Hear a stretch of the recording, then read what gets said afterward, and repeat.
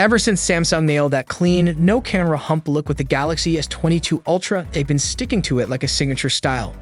But with the Galaxy S26 Ultra on the horizon, it looks like they might finally be switching things up, and honestly, it feels like the right time. So here's the deal. Ice Universe, yeah, that leaker who's almost always on point, just shared a fan render that might give us a decent idea of what Samsung's cooking.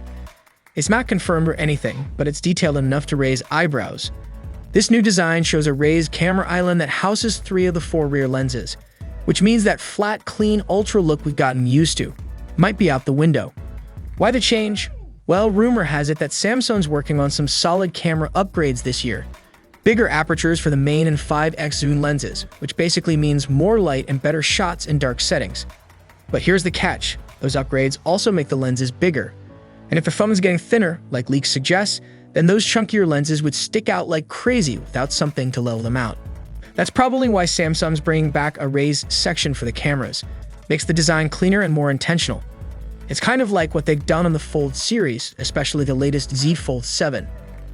And apparently each lens might even get its own metallic ring for a little extra polish, according to another leaker named Crow.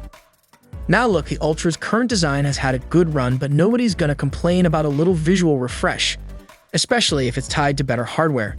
And the S26 Ultra sounds like it's going to be stacked on the inside too. Upgraded battery life, faster charging, and of course that new Snapdragon 8 Gen 4 Elite chip, which is shaping up to be a beast. With the S25 Ultra still selling well and the Fold 7 making headlines, Samsung's in a good spot right now. And if this new design helps push the Ultra even further, I'm all for it. We'll have to wait a bit longer to see the final look, but if this leak is even halfway accurate, the S26 Ultra could end up being one of the cleanest and most functional designs Samsung's done in a while. Anyway, curious what you think.